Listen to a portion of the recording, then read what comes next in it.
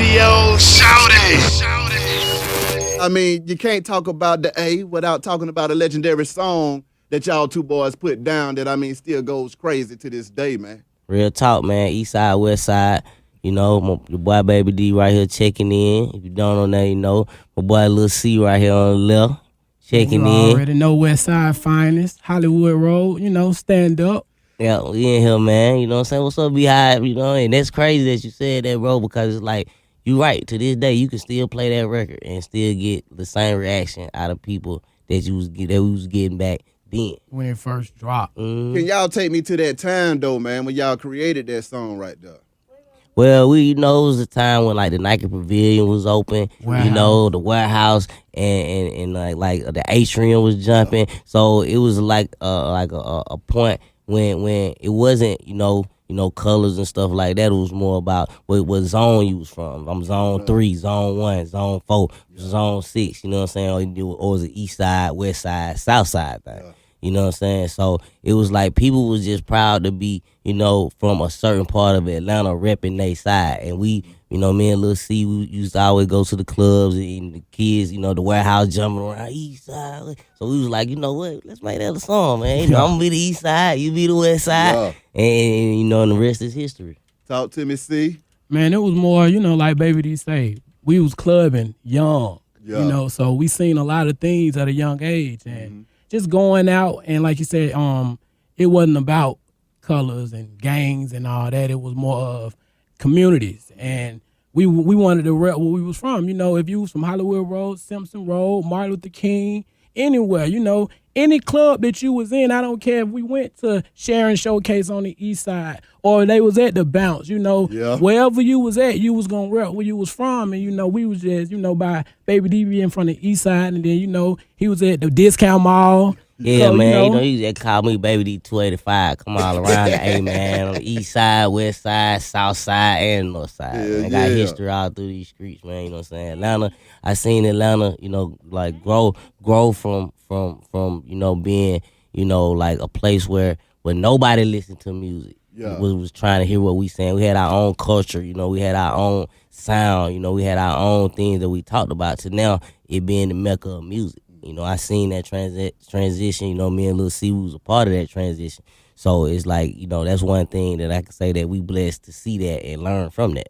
Hey, B.I., that's one thing I do got to say. I remember just riding in the Cutlass all the time, like me and bruh, and he be like, Shawty, man, we got to do something to change the game, bruh. And I just be like, man, what you mean? He like, man, I'm telling you, we got it, like, because we had the image. Wherever we went, somebody always wanted to know, hey, what y'all doing? What y'all got going on? And Baby D had already had his thing going on and had singles on the radio before me and him even linked up. Yeah. And, you know, so I just think it was just platonic. Yeah. And once it got together, it was out of here.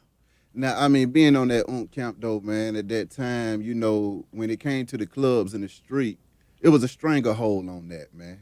I mean, how did y'all feel being able to go in and out of any club in the A and know that it's about to go all the way down when y'all going there with the music? Well, you know, personally, it came from, like, me personally, like, I was in that area like a Sharon Showcase, you know. So I seen, and you know, the 559 era. So I seen when Sammy Sam and Raheem came in there and they used to go at it, and Kilo was going at it. So and when I remember when Master P first came down to Atlanta, he was in the 559. He brought the live band in there. They had the umbrellas and doing you know, the whole New Orleans thing that we weren't really hip to at the time, and they booed him off stage. Woo. You feel what I'm saying? So it's like us seeing that, you know, that kind of taught us about a lot about being performers and being able to, you know, transition and do this type of music, do that type of music, you know, stay relevant because music at the end of the day, you know what I'm saying, it's about a feeling. And that's what we was trying to do. We was trying to make the crowd feel hype. You know what I'm saying? We want you to be proud where you from, so we want you to feel this type of way. So we gonna make this song to make you jump around, and and then that's what the Oomp Camp we was about. We was all about getting crunk. So we want to start a fight. We coming in deep. We throwing bowls. Yeah. We stomping. We coming in to crank the party up. So all of that was just one thing that drove us to make that type of music, and for us knowing that it's like. It's like what CeeLo said. It's like you never. Every time you hit the stage, it's like hitting the stage for the first time. So every time you come to a performance or you come into a club, you don't know how these people gonna react. It was just that we were blessed to get the love that we was getting, and we still do to this day. You know what I'm saying? I'm still in Decatur. Lil C still on the west side, walking around like every day, just like me. Exactly. So we still got the love from the city. You know what I'm saying? Black the dealer. You know what I'm saying? He from the west. You know what I'm saying? Rapping. You know what I'm saying? So it's like we still got that southern hospitality that was instilled in us from back in the day, you know what I'm saying? And that's what kept the Oomp Camp strong. That's what keeping us strong now. You know what I'm saying? Big shout out to Big Oomp, the whole squad. You know what I'm saying? Monte, Lil Corey, Big Corey, he rapping now. You know what I'm saying? So it's like, that's just at the end of the day, it was a family orchestrated, movement that we had, and we still do it to this day. Radio Shouty.